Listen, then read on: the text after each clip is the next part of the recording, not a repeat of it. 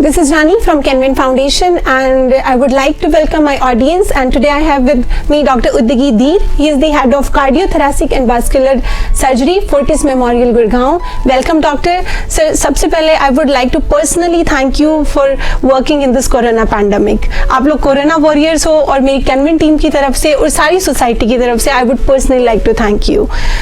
Sir, I would like to just give a brief introduction of yours so that people will understand कि the person who is sitting with me is the cardio master, as he known around us. He is the cardiothoracic and vascular surgeon, जो कि गुड़गांव में या हमारे India में first हैं जिनको एल्वेड surgery या हार्ट फेलियर या हार्ट के जितने भी आर्टिफिशियल ट्रांसप्लांट्स हैं, he is the one who is taking care of all these things, sir. So sir, मेरा फर्स्ट क्वेश्चन आपसे है कि हम लोग मेडिकेशन की टर्म्स में हम लोग अंडरस्टैंड नहीं करते चीज़ों को. हम लोग कॉमन पर्सन हैं. आप लोगों के लिए बहुत सारी चीज़ें ऐसी होती हैं जो आप लोग अंडरस्टैंड करते हो इन टर्म ऑफ डिजीज़ और in terms of solutions. Sir, मेरा फर्स्ट क्वेश्चन आपसे है एक कि हार्ट और वेसल डिजीज़ जो होती हैं उसको हम लोग कैसे अंडरस्टैंड करते हैं और क्या वो डिजीज़ होती हैं? बहुत एप्ट क्वेश्चन पूछा है और मैं आपको बता रहा हूँ, ये आपका क्वेश्चन जो है ये हमारी यंग जनरेशन पे भी पर्टिनेंट है और हमारी जो एल्डरली, जो हमारे पेरेंट्स हैं, ग्रैंड पेरेंट्स हैं, उनके ऊपर भी पर्टिनेंट है. हार्ट एक हमारे बॉडी के अंदर एक ऐसी मशीन है जो कंटिन्यूअस कार्यरत रहता है और कंटिन्यूअस वो पंप करता है. उसका मेन फंक्शन है उसने ब्लड सप्लाई देनी है सारी बॉडी के अंदर. उसके ऊपर हमारे बॉडी के सारे ऑर्गन्स डिपेंडेंट हैं. तो हार्ट के सिर्फ 4 चैम्बर्स हैं. देखिए, दूसरे जितने भी ऑर्गन्स हैं उसमें बड़ी कॉम्प्लिकेटेड चीज. हार्ट के अंदर सिर्फ 4 चैम्बर्स हैं, 4 वैल्व्स हैं. हार्ट के अपने आप को सप्लाई करने के लिए 3 आर्टरीज हैं. हार्ट को अपने करंट सिस्टम चलाने के लिए 2 नोड्स हैं जो उसको करंट देते रहते हैं और वो कंटिन्यूस चलता रहता है. और एक बड़ी वेसल है जिसको हम अपने मेडिकल टर्म में एओर्टा कहते हैं, जो सारे शरीर के अंदर ब्लड सप्लाई करती है. तो बीमारी इन चारों चीजों से है और ये सब चीजें एक दूसरे इंटरकनेक्टेड. सपोज जो आर्टरी सप्लाई करती है उसके अंदर ब्लॉकेज आ जाए, उसके अंदर कोलेस्ट्रॉल डिपॉजिट हो जाए, उसके अंदर क्लॉट बन जाए, तो उसकी वजह से हम जो टेक्निकल टर्म कहते हैं हार्ट अटैक हो गया. साहब, उसको हार्ट अटैक हुआ. तो वो हार्ट अटैक किस वजह से हुआ? कि उसके अंदर ब्लड सप्लाई कम हो गई. हार्ट मसल को चाहिए 100 और उसको मिला 20, तो उसकी वजह से वो मसल काम करना बंद कर गया, उसको अटैक हो गया. तो उसको हम कह देते हैं हार्ट अटैक. उसी तरीके से अगर हमारा करंट सिस्टम में, जिसको हम जैसे हमारे लाइट्स का होता है कि बल्ब नहीं जल पाया, ऐसे ही वो जैसे टेस्टिंग करते हैं ना बल्ब की, एक तार इधर लगाया, एक तार इधर लगाया और बल्ब जग गया कि इसके बीच के करंट सिस्टम ठीक है. ऐसे ही हमारा इलेक्ट्रिकल करंट सिस्टम है जिसको हम ईसीजी से देख लेते हैं. थर्ड थिंग है, हम एक सिंपल जैसे पेट का हम अल्ट्रासाउंड करते हैं कि पेट में सब हमारे पित्त की थैली है, उसमें स्टोन्स आ गए, किडनी के अंदर स्टोन्स आ गए. ऐसे ही हार्ट का जो अल्ट्रासाउंड है उसका टेक्निकल टर्म हम लोग इको करते हैं. तो हम 3 चीजों से पूरी हार्ट डिजीज को पता कर लेते हैं. हमारे सिम्टम्स इनसे क्या हो सकते हैं? हार्ट अगर ठीक काम कर रहा है तो हमारे सारे ऑर्गन्स ठीक तरीके से काम कर रहे हैं. ब्रेन को एडिक्वेट सप्लाई मिल रही है ब्लड की और ऑक्सीजन की, तो वो सुचारू रूप से काम करेगा. इंटेस्टाइन को प्रॉपर ब्लड सप्लाई मिल रही है तो वो प्रॉपर डाइजेशन है. और एक ये बड़ा मिसनोमर है कि सब हार्ट का पेन सिर्फ छाती में यहीं पे होता है और ये सिर्फ इस हाथ में जाता है. मैं आपको बताऊं, ये सिर्फ 30% लोगों में होता है. 70% लोग, दूसरे लोगों को डिफरेंट सिम्टम्स होते हैं जिनको हम एंजाइनल इक्विवेलेंट्स कहते हैं, जिनको लोग तवज्जो नहीं देते. और मैं आपको बता रहा हूं, हमारे हार्ट की किताबों में भी ये लिखा गया है, जब किसी को हार्ट अटैक हो रहा होता है तो पहली दवाई जो उसको प्रोटेक्टिव देने के बजाय वो क्या लेते हैं? एंटासिड लेते हैं या इनो लेते हैं. यहां साहब गैस की दवाई बन गई. द मोस्ट कॉमन सिम्टम जो मैं अपने क्लिनिकल प्रैक्टिस में देखता हूं, डॉक्टर साहब वो शादी में गए थे, वहां पे हमने बस एक्स्ट्रा एक पूड़ी ले ली या आधा वो साहब लच्छा पराठा बना हुआ था, वो खाया, उसके बाद गैस बन गई. जब तक इनो के 2-3 ग्लास नहीं पिए और उसके बाद जब तक गैस नहीं निकली तब तक आराम नहीं मिला. This patient might be suffering from heart disease. ये एक पहला साइन है. भगवान ने हमारे शरीर में इतना बढ़िया कंप्यूटर बनाया हुआ है कि वो बॉडी के एक एक चीज का एक सिग्नल देता है। वो हमारे ऊपर है कि हम उस सिग्नल को रेड समझें या येलो समझें या ग्रीन समझें।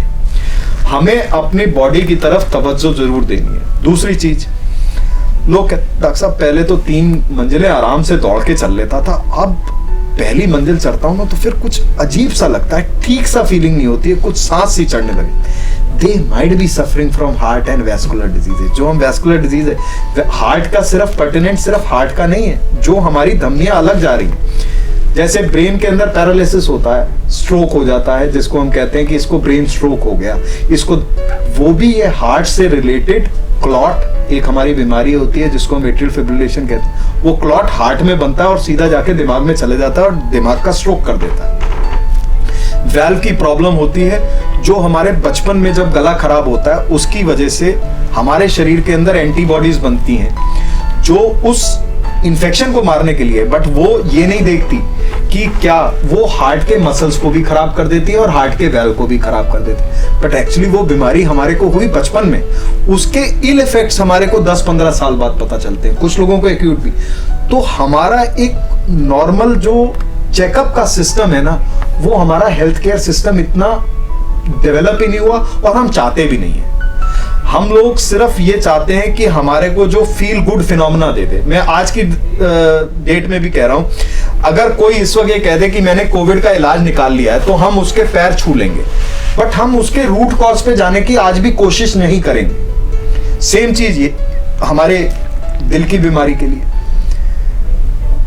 जो मोस्ट कॉमन मेरे को लगता है, साहब हम मोबाइल का बिल, इस वक्त हम मोबाइल सारे लोग इस्तेमाल करते हैं, मोबाइल की बिल की तारीख 7 तारीख होगी, मैं आपको बता रहा हूं 95% लोग 6 तारीख को अपना मोबाइल का बिल पे कर देंगे ताकि वो मोबाइल बंद ना हो। ठीक है, मैं कहता हूं आप अपने शरीर के लिए एटलीस्ट साल में 1 दिन तो निकाल लें। एक दिन अपना बर्थडे वाला दिन आप चुन लें।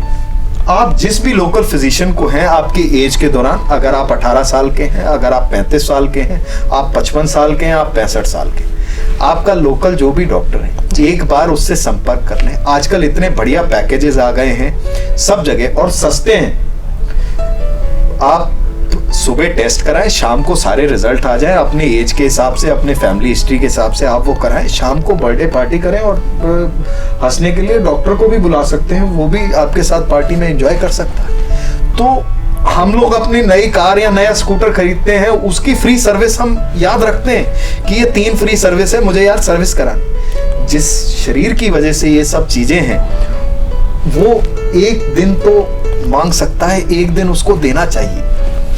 तो मेरा मानना ये है, और हार्ट बड़ा सिंपल से सिम्टम्स हैं साहब, जो मैं आपको बताता हूँ कि लोग घर पे बैठे बैठे अपने आप को चेक कर सकते हैं। सबसे ज्यादा मैं आपको बता रहा हूँ पल्स रेट। आजकल साहब इतनी स्मार्ट वॉचेस आ गई हैं, इतने मोबाइल में एप्स आ गए, आपको पल्स रेट्स और सैचुरेशन पता करने में 1 सेकंड नहीं लगता। अगर आपकी पल्स रेट 60 से नीचे है और बैठे बैठे पल्स रेट 90 से ज्यादा है तो कृपया एक बार अपने शरीर को जरा जांच लें। क्या बेसिक चीजों, कहीं वो चाय ज्यादा तो नहीं पी रहे, कहीं तंबाकू या सिगरेट का प्रयोग ज्यादा तो नहीं कर रहे, कहीं वो डाइट में कहीं ऐसी चीज तो नहीं खा रहे जो उनके हृदय पे नुकसानदायक है, उनके वेसल्स पे नुकसानदायक काम कर रहा है। तो ये हम छोटी छोटी चीजें, और ये इसके लिए कोई रॉकेट साइंस नहीं है। आप पल्स अपने आप भी नब्ज ऐसे नाप सकते हैं। अगर आपको वो लग रहा है मिस बीट आ रही है तो कृपया एक स्पेशलिस्ट से संपर्क कर लें। ये सब चीजें मैं इस वजह से बता रहा हूं क्योंकि हम इससे, मैं आपको बता रहा हूं, सिर्फ पल्स रेट नापने से आप 30% लोग अपनी कॉम्प्लिकेशंस बचा सकते हैं और अपनी जान का हिसाब किताब रख सकते हैं। दूसरी चीज मैं कहता हूं, कुर्सी की अगर कील निकल रही है और आपको दिख रही है जी, आप उस वक्त उस कील को ठोक देंगे, वो कुर्सी टूटेगी नहीं। अगर कुर्सी चरमरा गई, उसको ठीक करने में बहुत सारे स्टेप्स लगेंगे। तो अ स्टिच इन टाइम सेव्स 9। यही चीज हमारी मेडिसिन के अंदर है। इस वक्त हम इतने एडवांस हो गए हैं हार्ट डिजीजेस और इसमें, कि अगर हम बीमारी को अर्ली स्टेज में पकड़ लें तो हम दवाइयों से उसको सुधार सकते हैं, ऐसी परिस्थिति ना आने दें जिसमें इमरजेंसी बन जाए और उनको जान का रिस्क, मतलब मरने का रिस्क जो है वो कम हो जाए। और दूसरी लॉन्जिविटी, मैं ये कहता हूं कि अगर आप अपना हार्ट फंक्शन 5% घटाते हैं तो आप अपनी जिंदगी से 5 साल निकाल लेते हैं। और 5 साल जिंदगी बहुत मायने रखती है। वो 5 इयर्स बहुत प्रोडक्टिव होते हैं, उसमें आप क्या क्या नहीं कर सकते। तो आप ये सोचिए कि अगर आप इतना इन्वेस्ट कर रहे हैं, मैं एक लेमन टर्म में कहूँगा, आजकल लोग, बहुत सारे लोग ये कुछ, मैं स्टॉक वॉक का भी सुन रहा था कि साहब उसमें स्टॉक में इन्वेस्ट कर दो तो वो निफ्टी बढ़ रहा है। आई एम नॉट इकोनॉमिकल गाय, मेरे को ज़्यादा नहीं पता और ना मेरे को स्टॉक्स के बारे में पता है, बट मैं सुनता हूँ तो वो मैं आपको बता रहा हूँ, ये एक हेल्थ एक ऐसा प्रॉफिटेबल चीज है जिसमें आप इन्वेस्टमेंट इतनी करें, आपको रिटर्न हमेशा 100%, 200% ज्यादा मिलेंगे, बट इन्वेस्टमेंट तो आपको करनी पड़ेगी। Thank you so much sir. Sir मेरा एक नेक्स्ट क्वेश्चन है आपसे कि हमारे जो अनहेल्दी हार्ट है, हमें कैसे पता चलेगा कि हमारा हार्ट जो है वो अनहेल्दी है, इस टाइम पे वो काम नहीं कर रहा है। और हम देखते हैं कि आजकल जो यंग एज के लोग हैं, इधर दे आर इन 20s और 30s, उनको भी हार्ट अटैक का प्रॉब्लम हो जाता है। तो what's the basic cause behind this? बहुत सही सवाल पूछा आपने। देखिए, मैं ऐसे स्टार्ट करता हूँ इसको। अब हार्ट डिजीज, मैंने आपको बताया कुछ हार्ट डिजीज बच्चों में होती है, वो पैदाइशी होती है, जिसमें दिल में छेद होता है। उसका कई कारण होते हैं, बट उन कारणों में हमें नहीं, और उसका इलाज इस वक्त इतना पुख्ता हो गया है कि हम 99% लोगों को ठीक कर सकते हैं और वो नॉर्मल लाइफ लीड कर सकते हैं। बट वो भी हमें ये है कि अगर हम अर्ली डिटेक्ट कर लेते हैं। हमारे पास कुछ पेशेंट्स आते हैं जिनके दिल का पैदाइशी दिल का छेद था, उनको पता ही 12 साल में पता चला। कुछ को पता तब चलता है जब उनकी शादी होती है, उनके बच्चा पैदा होने वाला होता है। कुछ लोग जब जॉब में होता है, तब उनका मेडिकल होता है, तब पता चलता है। तो वो एक अलग चीज हो गई। बट जो नया जो है, मैं आपको बता रहा हूँ, इसमें सबसे ज्यादा योगदान हमारे 3 चीजों का है। एक, हमारी फैमिली हिस्ट्री। फैमिली हिस्ट्री कैसे? लोग मेरे से कहते हैं साहब मैं तो प्योर वेजिटेरियन हूं, मैंने आज तक तंबाकू नहीं खाया, और लेकिन फिर भी मेरे को ब्लड प्रेशर है जी। तो देखिए, जब हम अपने पेरेंट्स से नया नक्श लेते हैं, हम अपने पेरेंट्स के, हमारे पिताजी के बाल 40 साल में झड़ने लगे, हमारे 35 साल में झड़ने लग गए। तो ये सब चीजें हम अपने पेरेंट्स से इनहेरिट करते। अगर हम अपने पेरेंट्स से सुंदर नया नक्श लेते हैं, उनके कुछ लेते हैं, तो कुछ बुरी चीजें भी आती हैं। जब सागर का मंथन हुआ था तो विष भी निकला था, अमृत भी निकला था जी। तो पॉजिटिव भी आता है, नेगेटिव भी आता है। तो ये चीजें हमारे फैमिली हिस्ट्री, अगर हमारे फैमिली हिस्ट्री है कि हमारे को डायबिटीज है, हमारे को ब्लड प्रेशर है जी, तो बच्चों को जब ये पता चल जाए तो वो 20 से 25 साल पे अपना ब्लड प्रेशर स्क्रीन करने लग जाए, 35 साल की उम्र में अपना डायबिटीज का स्क्रीनिंग करने लग जाए। आपको तब अर्ली पता चल जाएगा, आप उस चीज के लिए अपने आप को तैयार है। आपको सामने पता है चाइना के बॉर्डर पे 5 चाइनीज खड़े हैं, तो आपको मालूम है आपके दुश्मन, आप उनको मार सकते हैं। आपको अगर बॉर्डर पे पता ही नहीं है कौन खड़ा है, तो आप किसको मारेंगे? ठीक है ना जी। तो ये पता करने के लिए पहली चीज हो गई हमारी फैमिली हिस्ट्री। फैमिली हिस्ट्री में साहब, हमारे पिताजी को हार्ट अटैक हुआ था 65 साल की उम्र में। तो मेरा जो पर्सनल एक्सपीरियंस अपने इतने सालों का ये है कि जिनके पेरेंट्स को 50 और 60 की उम्र में हो रहा था, हम लोग 40 की उम्र में उस चीज को सफर करने लगते हैं। उसका मुख्य कारण है हमारा लाइफस्टाइल। देखिए साहब, हम लोग हैं दाल रोटी चावल वाले जी। हम लोग यूरोपियन नहीं हैं, ठीक है। हम लोग पिज्जा बर्गर और वाइन वाले लोग नहीं हैं। हम लोग सब वाले लोग नहीं हैं। हम लोग जो रोटी चावल और दाल वाले लोग हैं। तो ये एक लाइफस्टाइल का चेंज। दूसरा, जो मैं कहता हूं मेंटल लाइफस्टाइल। हम लोग सब चीज, आजकल की जनरेशन इंक्लूडिंग मी ऑल्सो, हम लोग सब चीज चाहते हैं कि चुटकी में हो जाए, कि everything should happen in a second. तो मैं उसका एक एग्जांपल देता हूं। देखिए, बच्चे को पैदा होने में 9 महीने लगते हैं। अगर पहले पैदा हो जाए तो भी प्रॉब्लम, बाद में पैदा हो तो भी प्रॉब्लम। तो जिस चीज को जितना टाइम लगता है उतना टाइम लगेगा ही। हमारे को क्या है, टारगेट्स दे दिए जाते हैं। अब मैं आपको बता रहा हूँ, बहुत सारे कॉर्पोरेट्स के जो यंग वो हैं, उनको टारगेट्स दे दिए, साहब आपको ये 24 घंटे में। वो आदमी 24 घंटे में करने की क्षमता रखता है, बट उसको टेंशन इस चीज की कि मुझे 24 घंटे में खत्म करना है, मुझे 24 घंटे में खत्म करना है। टाइप ए पर्सनैलिटी हो गए। हम अपनी प्रॉब्लम्स किसी के साथ डिस्कस नहीं करना चाहते हैं। मैं आपको बता रहा हूँ, ये भी एक मुख्य कारण है। पहले क्या होता था, जॉइंट फैमिलीज होती थी जी। हम लोग एक साथ रहते थे, हमारे पड़ोसी 10 पड़ोसी घर भी होता था, उसके बच्चे का नाम भी पता होता था। आजकल जो हमारे सामने रहता है हमें उसका नाम नहीं पता। एग्जैक्टली। हम इंटरेक्ट करना भूल गए हैं, हम एक साथ खेलना। अब तो फिर भी कुछ ये हो गया है कि मैराथॉन्स होने लग गए, इसमें हम लोग कंबाइंड एफर्ट्स करते हैं। स्कूल्स में अब बच्चों को ये कहने लग गए कि एक साथ आप पार्टिसिपेट कर लो। बीच में देयर वाज अ एरा कि नहीं साहब, हर एक आदमी अपनी एक कुकून में जी रहा है और उसी को फैंसी को वो ले रहा है। बच्चों को क्या टेंशन है साहब, मेरे को 90% से ऊपर नंबर लेके आने हैं। देखिए, हमें टारगेट करना है कि हमें एक्सपर्ट बनना है, बट 90% हमारा टारगेट नहीं है। हमारा टारगेट होनी चाहिए नॉलेज विदाउट टेंशन। ये सब चीजें हमारे चेंज कर रहे हैं। दूसरा, टबैको और अल्कोहल ने आजकल हमारे जो ये आजकल तो न्यूज में वो चल रहा है, जो ये ड्रग्स और ये सब आई है, ये यंग जनरेशन को जो किक देने के लिए, this is also a very major cause of developing of heart disease at a young age. Yes. Fourth thing, gymming.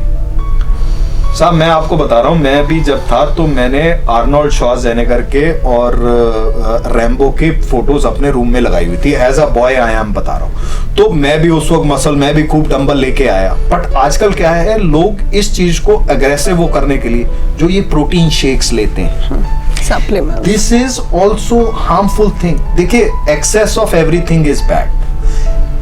आपको अगर इतनी चीज चाहिए, अगर आप इतनी चीज खा लेंगे, उससे आप पॉपॉय की तरह स्पिनच लेके बड़े नहीं बन जाएंगे।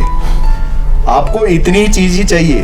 तो वो प्रोटीन शेक से आप प्रोटीन ओवरलोड करके आप अपने हार्ट को डिसफंक्शन करते हैं। आप अपने हार्ट को एक्चुअली बढ़ाने के बजाय आप उसको नुकसान करके उसको कम कर रहे हैं। तो these are some important causes जिसकी वजह से यंग एज पे, जो आप कह रहे हैं, यंग एज पे हम हार्ट डिजीज फेस कर रहे हैं। Okay. So you are suggesting कि early detection और precautions both are mandatory for us. देखिए साहब, अर्ली डिटेक्शन के अंदर मैं आपको बताऊं, हम लोग इतने एडवांस हो गए हैं इस वक्त। एक हम सिंपल टेस्ट से विच टेक्स जस्ट 5 मिनट्स, जी, एक अल्ट्रासाउंड का प्रोब यहाँ पे लगा के हम आपका रिस्क स्ट्रैटिफिकेशन कर सकते हैं। हम आपको बता सकते हैं कि अगले 5 साल में आपको हार्ट अटैक का कितना रिस्क है, और सपोज आपको रिस्क है तो हम उसको जांच करके, and that too at a very cheap price, हम आपको प्रोटेक्टिव मेजर्स पे डाल सकते हैं। आपको हार्ट अटैक नहीं हो सकता है। अगर होता भी है तो आपकी जान को खतरा 1% से कम है।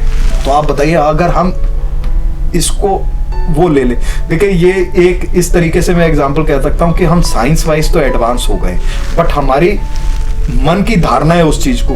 ऊपर से सूरज आ रहा है, ऊपर से बरसात पड़ रही है, हम उन दोनों चीजों का फायदा नहीं लेना चाहते, ये हमारा नुकसान है। जी। सर, मेरा नेक्स्ट क्वेश्चन आपसे है कि जब हमें प्रॉब्लम्स हो गई हैं कि हमारे हार्ट में या वेस्कुलर डिजीज हमें हो गई है, तो उसके लिए क्या ट्रीटमेंट हमारे पास अवेलेबल है?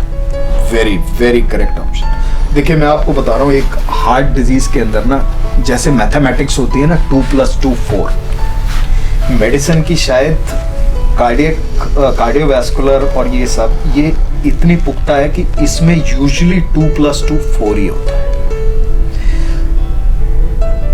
अगर हम हार्ट डिजीज को देखें, अगर हम इको कर लेते हैं, अगर हमारे वैल्व में प्रॉब्लम है, इनिशियल प्रॉब्लम है, तो हम मेडिसिन से उन चीज को करेक्ट कर सकते हैं टू अ सर्टेन एक्सटेंट। देखिए, जहां पे सुई काम करेगी वहां पे सुई चलानी पड़ेगी, जहां पे तलवार काम करेगी वहां पे तलवार चलानी पड़ेगी। बट अगर हम अर्ली डिटेक्शन है, और वो भी उसके भी पुख्ता इतने, अगर हम वैल्व की डिजीज है तो कुछ चीजों को हम दवाइयों से इनिशियली कंट्रोल कर लेते हैं, अराउंड 50%। उसमें से 50% कुछ आगे जाके उनको हम सर्जरी का ट्रीटमेंट करते हैं, जिसके अंदर हम वैल्व को रिपेयर करते हैं, वैल्व को रिप्लेस करते हैं, और वो भी इतने बढ़िया बढ़िया तरीके से हो गए। और हम लोग मिनिमल इन्वेसिव, बहुत छोटे चीरे से इस चीज को हम, पहले जैसे छोटे चीरे से सिर्फ गॉल ब्लैडर और हर्निया की सर्जरी होती थी, अब हार्ट भी हम छोटे चीरे से ऑपरेट करते हैं, और विद वेरी गुड रिजल्ट्स। मतलब मैं आपको बताऊं, विद 99% सक्सेस रेट्स। तो वी हैव एडवांस्ड। हम वो आज 1960 या 1980 के दशक में नहीं है, जहाँ पे किसी को हार्ट की प्रॉब्लम होती थी तो वो कहते थे साहब ये 6 हफ्ते के लिए बेड रिडन हो गया और ये आईसीयू में से नहीं निकलेगा, और ये नहीं। अब हम इतने एडवांस हो गए हैं कि ऑपरेशन के 4 घंटे बाद वो पेशेंट बात करता है, चल रहा होता है, 5वें दिन वो अपने एक्टिविटी करने लग जाता है और वो 6 हफ्ते के अंदर अपने जो नॉर्मल एक्टिविटी, मेरे पेशेंट्स हैं जो 6 हफ्ते बाद मेरे से क्लियरेंस लेके गए कि साहब मैं ट्रैकिंग पे जा सकता हूँ। अब बात आती है हमारे दूसरी इस चीज की कि हमारी धमनियों में ब्लॉकेज हो गए। तो देखिए, अगर आपकी धमनी में ब्लॉकेज 70% से नीचे है तो ना आपको स्टेंटिंग की जरूरत है, ना आपको सर्जरी की जरूरत है। आपको सिर्फ एप्रोप्रिएट मेडिसिन की जरूरत है और ईयरली, साल में एक बार की चेकअप की जरूरत है, ताकि आपको हार्ट अटैक का रिस्क कम हो जाए। अगर आपकी एक धमनी में ब्लॉकेज है, एक आर्टरी में ब्लॉकेज है, तो आपका स्टेंटिंग, छोटी सी ब्लॉकेज है, आप स्टेंटिंग करा लें। मल्टीपल ब्लॉकेजेस हैं, मल्टीपल लेवल्स पे हैं, कैल्सीफाइड है, तीनों आर्टरीज में ब्लॉकेज है, तो आपको सर्जरी। और सर्जरी के रिजल्ट्स भी इतने बढ़िया हैं कि अगर आप अपनी डायबिटीज और स्मोकिंग को अवॉइड करें तो अगले 25 साल आपको किसी चीज की और की जरूरत नहीं, बट रेगुलर मेडिसिन और लाइफस्टाइल चेंज, ये 2 चीजें हैं जो आपके हाथ में है, जो किसी के हाथ में नहीं है, किसी डॉक्टर के हाथ में नहीं है, वो भी चीज आपके हाथ में है, तो बॉल आपके कोर्ट में है। मैं आपको एक पुरानी स्टडी, हमारे जो new England journal of medicine है, जिसको हम बाइबल कहते हैं अपने मेडिसिन के जर्नल्स का, उसमें सिर्फ ये देखा गया है, सारी सर्जरीज कंपेयर करी गई और सारी उसमें हार्ट सर्जरी सिर्फ एक ऐसी सर्जरी हुई, बाईपास सर्जरी, जिसको ये प्रूव करा गया कि वो हर्निया और गॉल ब्लैडर की सर्जरी से भी ज्यादा लॉन्ग टर्म में चीप पड़ती है और मोस्ट इफेक्टिव है। तो जब इसके सब लोगों ने पुख्ता बताया हुआ है तो फिर हमारे मन में भय क्यों है, ये मुझे समझ में नहीं आता। और दूसरा उसका भय मैं आपको बताता हूँ, हमारी थोड़ी सी साइक है। हम लोग रायचंदों के जमाने में रहते हैं, जहां पे मैं आपको बताता हूँ, मतलब हंसने वाली बात है, वो नाखून कटवाएगा तो वो ऐसे पीछे हाथ करके किसी से कहेगा नाखून काट दे, वो आपको बताएगा कि आपको कौन सी सर्जरी क्यों नहीं करानी चाहिए और क्यों करानी चाहिए। खुद तो वो डर रहा है और वो दूसरे को लेकिन चौड़ा होकर बिल्कुल राणा छांगा बनके वो बताएगा कि आपको साहब ये चीज तो, अरे ये तो बहुत खतरनाक है। दूसरी चीज, हमें शॉर्टकट्स नहीं देखने चाहिए अपने लाइफ में। देखिए, शॉर्टकट काट की आंधी बार बार नहीं चलती है, हम लोग शॉर्टकट्स देखते हैं। अंडे की तासीर है साहब, जमीन पे गिरेगा वो फटेगा, एक बार नहीं फटा तो वो चांस है, उसको हम एक डिक्टम नहीं बना सकते, एक आउटलायर्स होते हैं। वो एक आया पेशेंट, मैंने उसकी साहब सर्जरी करी, वो कहता मैं 40 साल से सिगरेट पी रहा हूँ, उसकी आर्टरीज में ब्लॉकेज नहीं मिली, वो आउटलायर है। इसका मतलब ये नहीं है कि सिगरेट हानिकारक नहीं है, सिगरेट फेफड़े को भी खराब करती है, धमनियों को। इसका मतलब ये तो नहीं है कि वो 40 साल से 40 सिगरेट पी रहा है तो वो चीज हर एक चीज पे अप्लाई, वो एक एक्सेप्शनल केस। सिगरेट नुकसानदायक है, ये आपको भी पता है, मेरे को भी पता है। निकोटीन नुकसानदायक है, फेफड़ों को भी खराब करती है और हार्ट को भी खराब करती है। अगर एक आदमी, 20 लोग बैठे उसमें, यार मैं तो 40 सिगरेट पीता हूँ, मैं तो 4 किलोमीटर दौड़ता हूँ, इसका मतलब वो उस चीज के लिए बना है, आपका शरीर उस चीज के लिए नहीं बना है जी।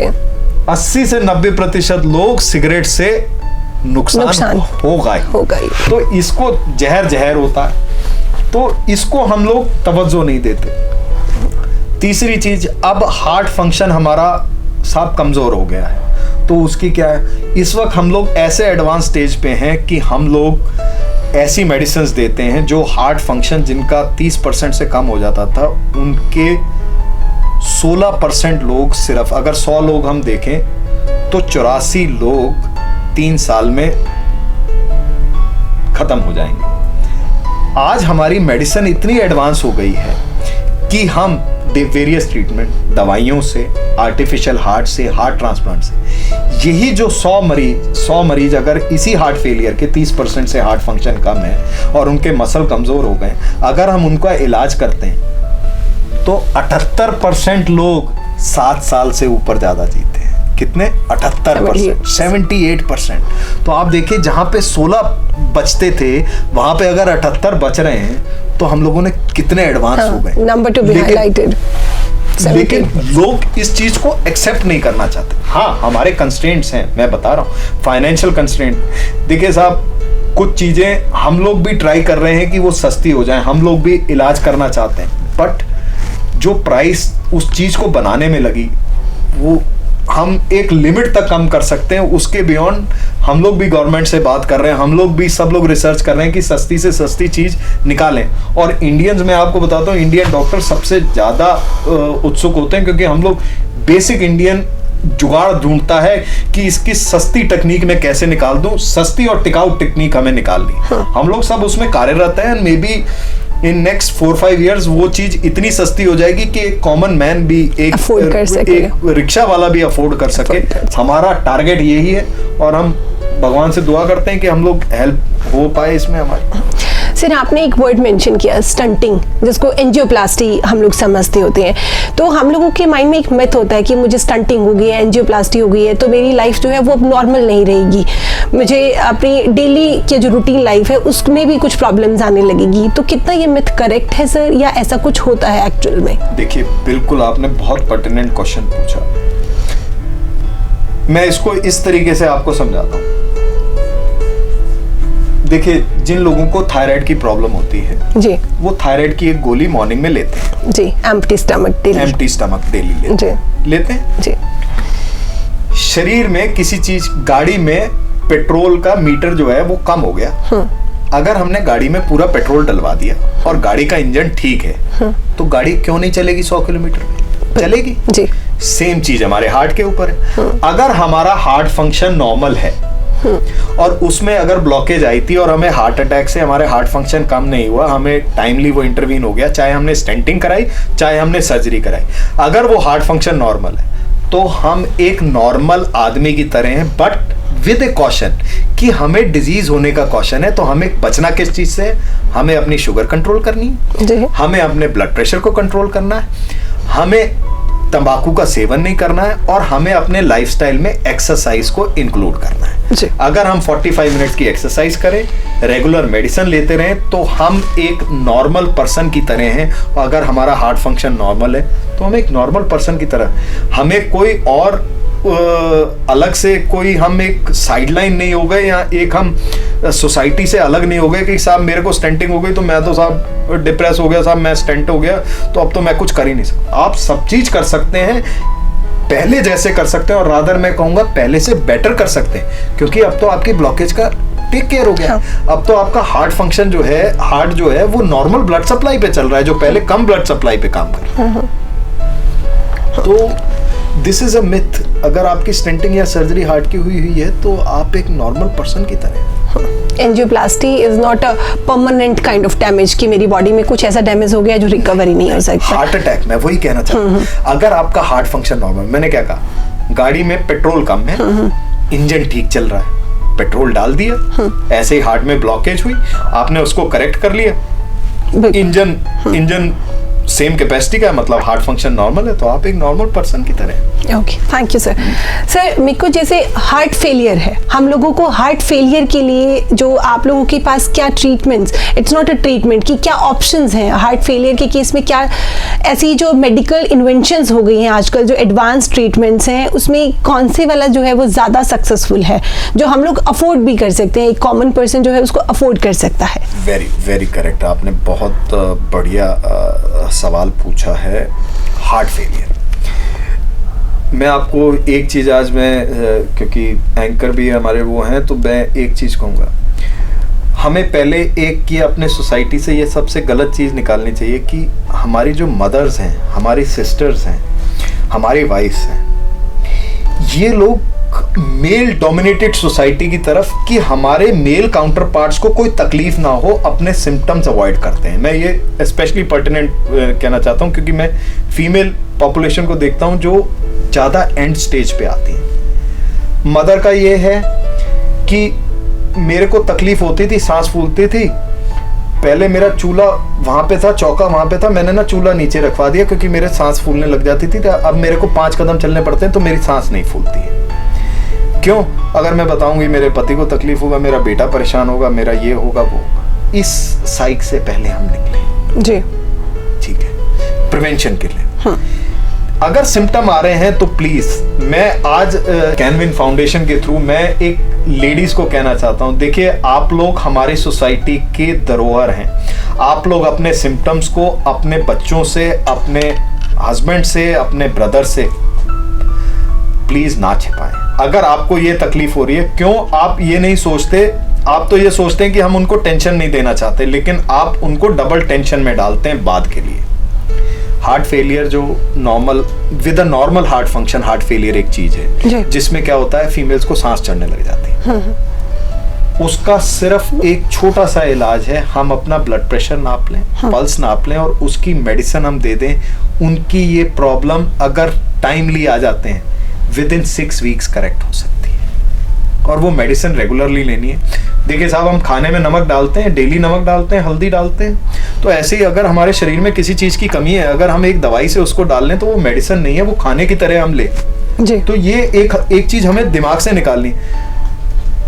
दीवार पे सीलन आ गई, वहां पे पाइप फटी हुई, हम उस पाइप को ठीक करते हैं ना, उसको करेक्ट कराते हैं। कहीं पे पेंट कम हो गया, हम पेंट करा लेते हैं ना, तो इसका मतलब वो हमने उसको करेक्ट कर लिया, हमने ठीक कर लिया ना।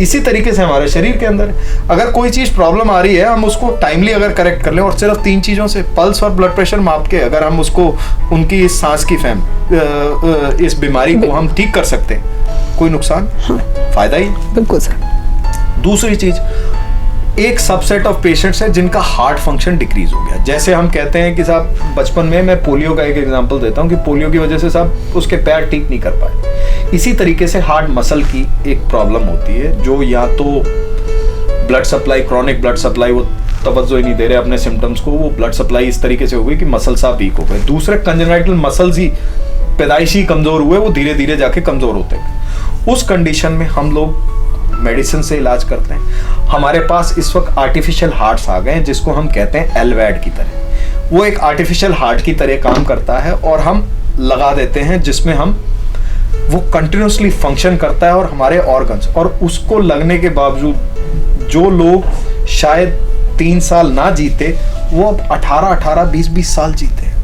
पहले उसका एज क्राइटेरिया था कि ये चीज हम 65 साल 70 साल के ऊपर नहीं लगा। अब हम वो 75 साल के लोगों में भी लगा रहे हैं और वो नॉर्मल लाइफ लीड कर रहे हैं। उसके बाद वो जो एक्टिविटी है वो भी अपनी नॉर्मल, कुछ उनको रेगुलर चेकअप कराने पड़ते हैं, वो हर एक चीज के लिए है। हर एक चीज का हम भी तो हर एक चीज का चेक कराते हैं। आज हम वाटर फिल्टर लगाते हैं आरओ का, तो उसके हम एएमसी लेते हैं कि साहब उसके सर्विसिंग हो जाए। तो ऐसे अगर हम कोई चीज अपने शरीर के लिए कर रहे हैं तो उसको रेगुलर चेकअप का, वो एक बात अलग है। दूसरी चीज, सब हार्ट हमारा फेल हो गया है, बिल्कुल फेल हो गया है, एलवैड भी नहीं काम कर रहा, तो हम हार्ट ट्रांसप्लांट इस वक्त I would say among other transplants, सिवाय किडनी ट्रांसप्लांट से थोड़ा सा ज्यादा कॉस्टली है, बट लिवर का कंपैरिजन में आज भी वो लिवर ट्रांसप्लांट के कंपैरिजन में सस्ता है और उसके रिजल्ट्स बहुत अच्छे हैं। सो हमारे पास इस वक्त ऑप्शंस ये है कि हम इससे कुछ चीज़ों में होता है, वैल्व लीकेज की वजह से हार्ट फंक्शन कम हो जाता है, हम उसका वैल्व रिपेयर करते हैं। 2 घंटे की सर्जरी होती है, 2 से 2.5 घंटे की सर्जरी होती है और वो पेशेंट बिल्कुल ठीक होता है और ग्रेजुअली उसका हार्ट फंक्शन रिकवर कर जाता है। वो 30% से जो है वो 45% तक आ जाता है और वो अपनी नॉर्मल एक्टिविटी कर सकता है। पहले जिस कंडीशन में ये कि उसको नहाते वक्त उसको सांस फूलता था, अब वो 4 किलोमीटर की सैर करता है, अपने दोस्तों के साथ ठाके मारता है। और आजकल के ज़माने में कोविड के टाइम पे पार्टी नहीं चल रही, वो पार्टी भी अटेंड करता है, वो आउट स्टेशन भी जाता है, अपनी वेकेशंस भी बनाता है। तो ये सब, and they are these options जो मैं आपको बता रहा हूँ, वैल्व रिपेयर, और ये इतने ज़्यादा कॉस्टली नहीं है। आजकल बहुत सारे फंडिंग्स आ रही हैं और हम लोग कंटिन्यूस इस वक्त इंश्योरेंस कंपनीज के साथ भी बात कर रहे हैं कि ये चीज़ अभी तक इंश्योरेंस में नहीं थी, ये भी इंश्योरेंस में आ जाए। जी, so we are pretty well off right now.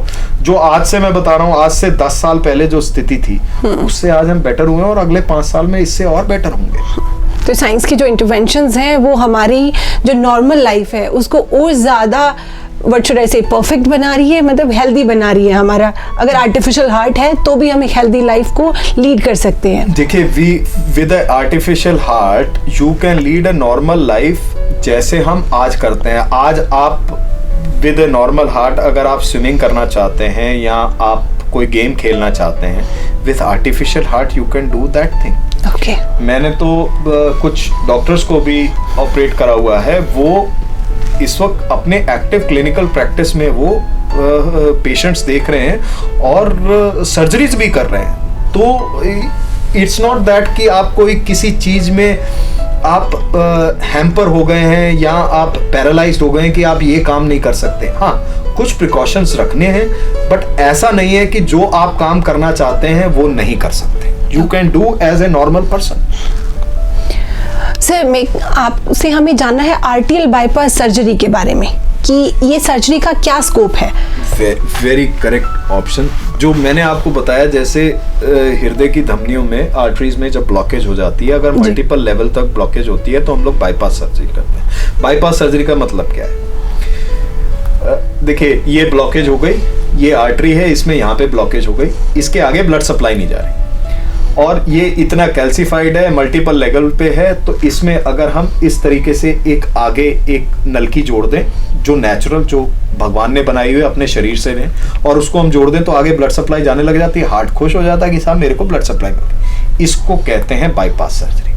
अब बाईपास सर्जरी में हम कहाँ से, हम शरीर के अंदर से ही लेते हैं, कोई आर्टिफिशियल चीज नहीं है. The best thing about bypass is it's natural. तो इसमें हम छाती की नसें लेते हैं, हाथ की हमारी आर्टरी होती है जिसको हम रेडियल आर्टरी कहते हैं, और पैरों की हमारी नसें होती हैं, वेन्स होती हैं. तो इन वेन्स में क्या हुआ, हम लोग स्टार्ट कैसे हुए, इन वेन्स में जिनको हम कहते हैं, कभी कभी बहुत लोग देखे हैं, जो हमारे जो पेशेंट्स अक्सर जो आते हैं, मैं एग्जांपल देता हूं, जो ये ट्रैफिक पुलिस वाले हैं, क्योंकि ये बहुत लॉन्ग स्टैंडिंग इनकी जॉब रहती है, खड़े रहते हैं, तो इनकी नसों के अंदर प्रेशर बढ़ जाता है और ये नसें फूल जाती हैं. इनको टेक्निकल टर्म में हम वेरिकोज वेन्स कहते हैं. वेरिकोज वेन्स, वेरिकोज वेन्स कहते हैं. अब ये क्या प्रॉब्लम कर सकते हैं? ये वेरिकोज वेन्स, क्योंकि नसों से ब्लड सप्लाई वापस ऊपर जानी है, इसमें यहाँ पे कंजेशन हो जाता है, ये फूल जाती हैं. तो इसकी वजह से हमारे क्या होता है, वो कहते हैं साहब ज्यादा चलते हैं तो हमारे टांगों में थकान होती है जी. दूसरी चीज, लेडीज के अंदर साहब हील डालनी है या पार्टी में जाना है तो थोड़ा सा पैर देखने, डॉक्टर साहब ब्लू स्पॉट्स दिखते हैं, नसें बड़ी प्रोमिनेंट सी हो जाती हैं, अच्छा नहीं लगता है, पैर अच्छा नहीं लगता है. बिल्कुल वाजिब चीज है. सुंदरता के लिए हम सुबह अगर सुंदर सूरज उगा हुआ होता है, रात को हम चांद सुंदर देखते हैं तो हम लोग भी खुश होते हैं, उसी तरीके से पैर देख के खुश होना चाहिए. This is a natural thing. जी सर. तीसरी चीज क्या होता है, कुछ लोग जो काम करते हैं कि साहब डॉक्टर साहब ये नस फट गई, अब अल्सर बन गया, ये वीनस अल्सर. तो इसको प्रिवेंट करने के लिए हमारे पास बहुत पुख्ता सिंपल सी चीज है. पहले तो हम पैरों की एक्सरसाइज से इसको बहुत कंट्रोल कर सकते हैं. अगर हम 4 घंटे से ज़्यादा खड़े हुए हैं, इनको हम प्रिवेंट कर सकते हैं. इनको हम पंजों की अपनी एक्सरसाइज करें, अपने काफ मसल्स को स्ट्रॉन्ग करें, ये अपने आप दब जाएंगे. नहीं होता है इससे तो इनकी साहब ग्रेड्स हैं हर एक चीज़ पे. मैंने कहा जहाँ पे सुई काम करेगी वहाँ पे सुई, जहाँ पे तलवार वहाँ पे तलवार. तो हमें तलवार तक पहुँचने नहीं देना है.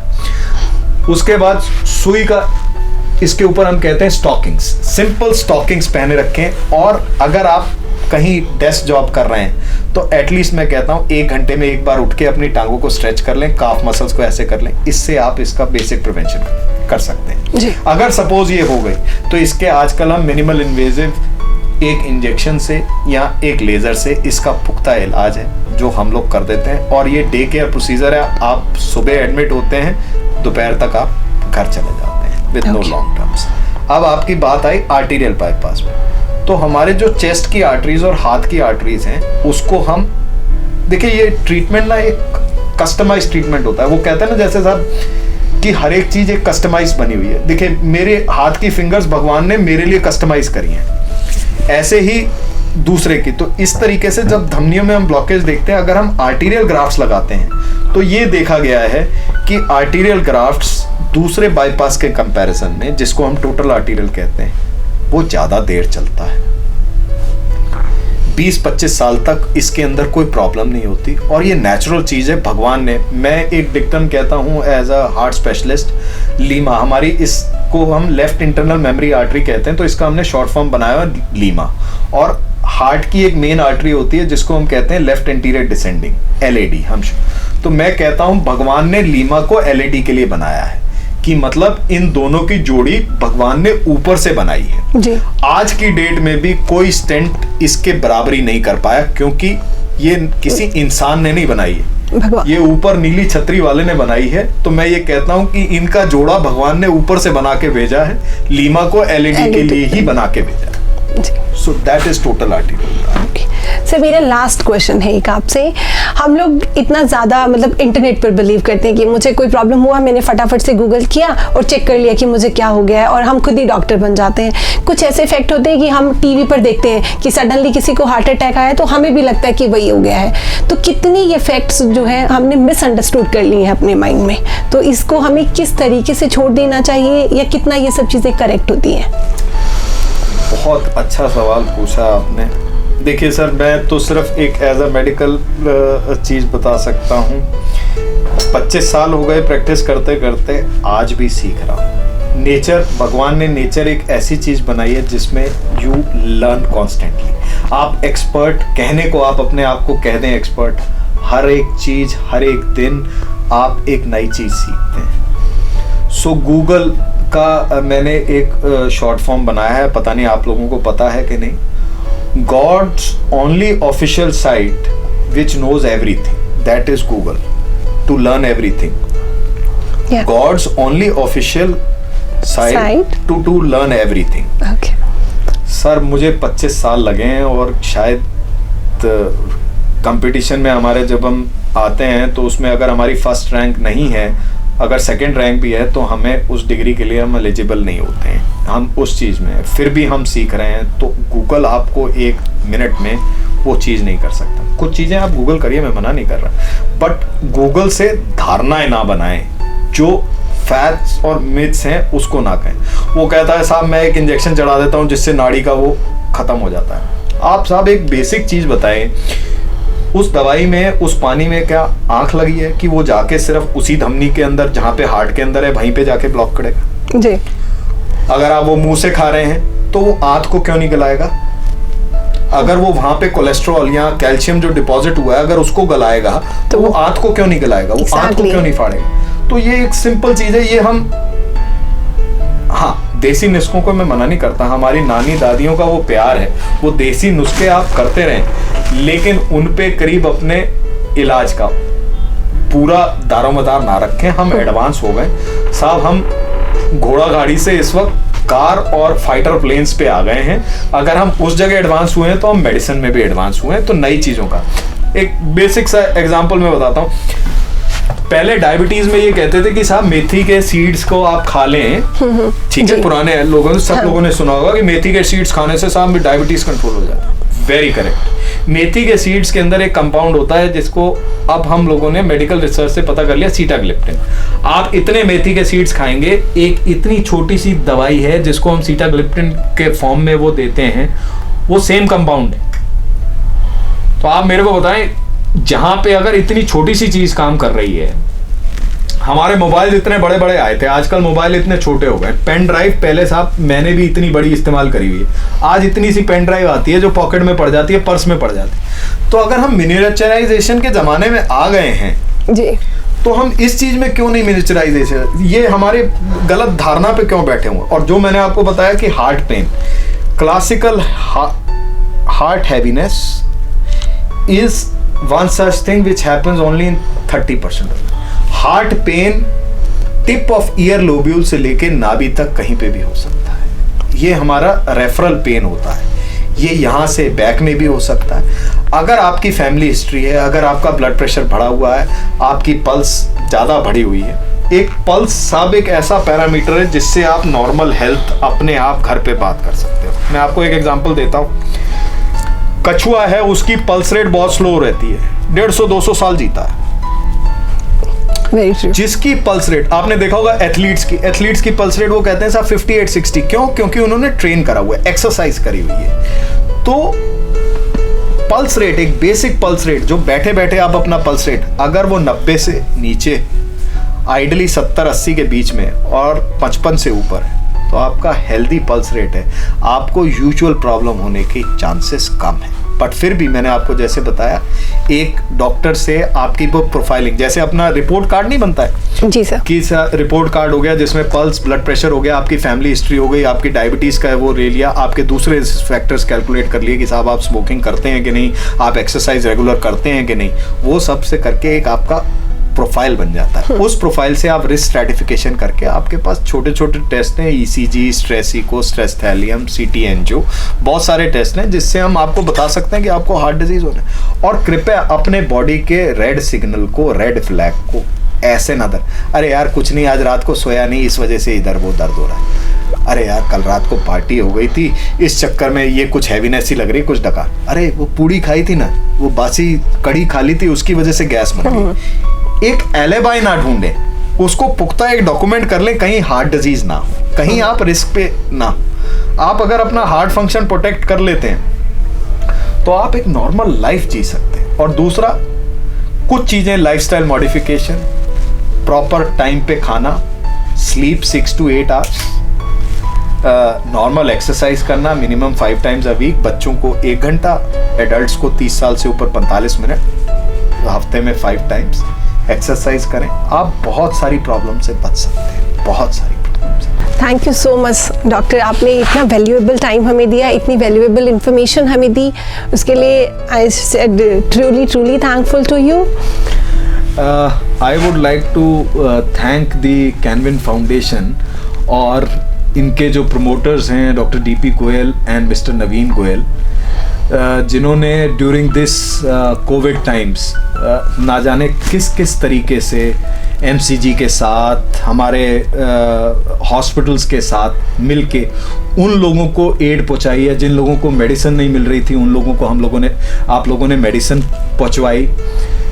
आज के टाइम में जिन लोगों को प्लाज्मा नहीं मिल रहा था, हम लोग हताश हो गए थे, तब हम आपकी सोसाइटी से इंटरेक्ट करा और आप लोगों ने करीब 20-25 लोगों को इमीडिएटली प्लाज्मा डिलीवर कराया। That was a very great help and I would say हमें भी आज कैनविन फाउंडेशन को थैंक्स देना चाहिए, क्योंकि जो हमें इस लड़ाई में इस वक्त मल्टीपल तरीके से, चाहे हॉस्पिटल एड प्रोवाइड करानी हो, चाहे मेडिसिन प्रोवाइड करानी हो, चाहे किसी एक्सपर्ट से जो अफोर्ड नहीं कर सकता है उसको एक टाइमली इंटरवेंशन देने के लिए, आई वुड ऑल्सो थैंक। आप लोग बहुत अच्छा काम कर रहे हैं सोसाइटी के लिए और हमारी कोई भी मदद चाहिए आपको, we are always ready to help. Thank you so much sir. Thank you.